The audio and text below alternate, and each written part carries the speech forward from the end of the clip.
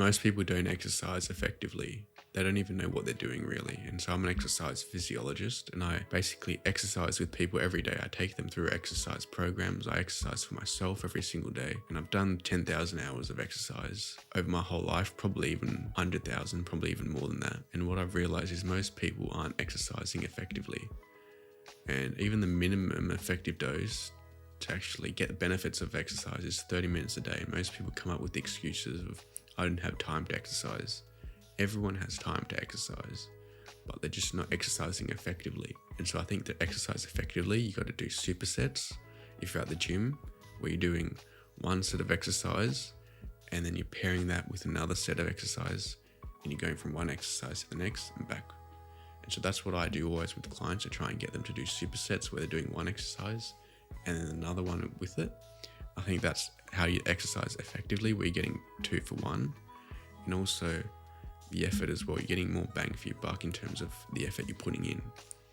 Another thing that I think that people get wrong with exercise is they think that they don't have time, when if you start with 10 minutes a day, you can do that in the morning, and you can increase that to 15 minutes a day, and then 30 minutes a day. And all you really need to be doing is 30 minutes a day. I think everyone has 30 minutes within their day to exercise. People spend over 3 hours, 5 hours, 8 hours on their phone. And I think if you can be on your phone and you're walking, be on your phone or on the bike, you can do other things while you're on the phone. And I think people always have time to exercise, but they just don't want to.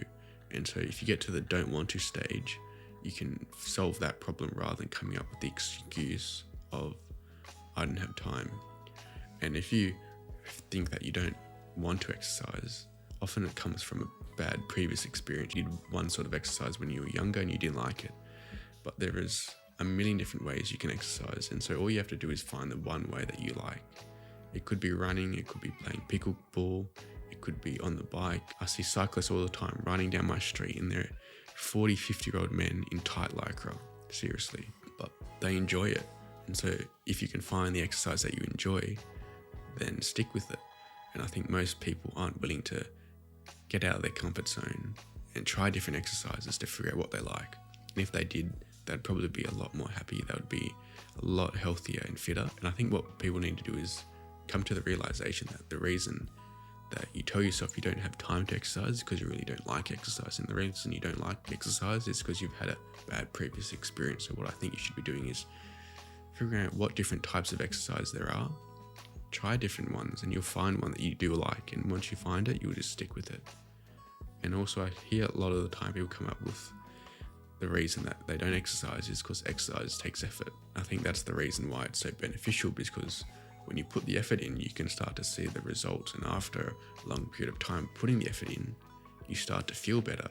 And every person that I've spoken to that potentially didn't like exercise to start with, but now does, always talks about how it's the feeling that they feel now compared to previously that's why they keep exercising.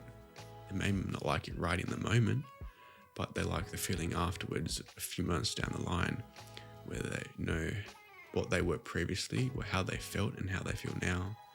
And that feeling that they have now, they want to keep it, and so they really enjoy that feeling. And that feeling keeps them motivated to exercise.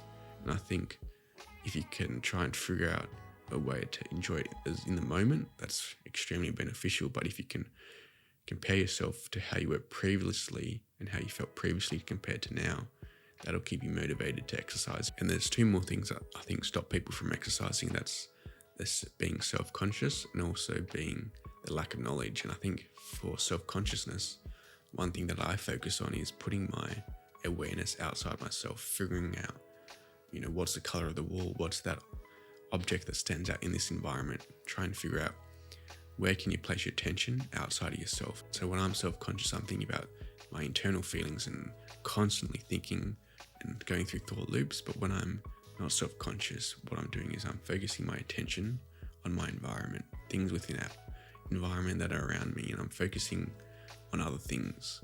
And when you do that, you reduce your self-consciousness. So when you're potentially outside your comfort zone of trying new different exercises that you haven't done before and you're a bit self-conscious, try and focus on putting your awareness outside of yourself. Focus on, the other person that's demonstrating the exercise. If you're playing a sports game that's helpful for getting rid of self-consciousness, because you have to be present in the moment, focusing on the ball or the swimming technique, whatever. Try and focus your awareness outside of yourself. That helps with self-consciousness. And the other thing is the lack of knowledge. And I think nowadays it's almost the overwhelming amount of knowledge there is that you can access online. And so what I really think that, as an exercise physiologist, I'm a bit biased, but paying for accountability, when you start paying for other people's 10,000 hours, they've done all the hard work, put in all the effort, made the mistakes, and then you can pay for professional help where they're actually taking you through and figuring out what do you like and what do you want, and creating a program based off your needs, your goals, your desires, and what you want to actually do, and make an exercise program that's beneficial for you. I think that can help when you start paying for accountability and paying for external and expert help.